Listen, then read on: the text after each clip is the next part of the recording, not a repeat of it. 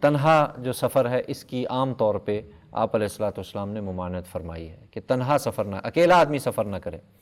حضرت عبداللہ ابن عمر رضی اللہ عنہ فرماتے ہیں کہ اللہ کے رسول علیہ السلام نے ارشاد فرمایا، اگر لوگ اس ضرر اور پریشانی کو جو تنہا سفر کرنے سے پیش آتی ہے جان لیں جتنا میں جانتا ہوں، تو کوئی سوار رات کو کبھی سفر کرنے کی ہمت نہ کرے۔ گویا آپ علیہ السلام نے فرمایا کہ بھئی ایک اکیلے آدمی کو سفر میں جتنی پریشانی اور مصیبت پیش آتی ہے یا اس کا امکان ہوتا ہے، تو جو میں جانتا ہوں اور عام لوگ نہیں جانتے، تو پھر لوگ جو ہے نا وہ سفر کرنا کیا کر دیں، یعنی اکیلے سفر کرنا اور خصوصاً رات کو کبھی سفر کرنے کی ہمت نہیں کریں گے۔ تو پتہ چلا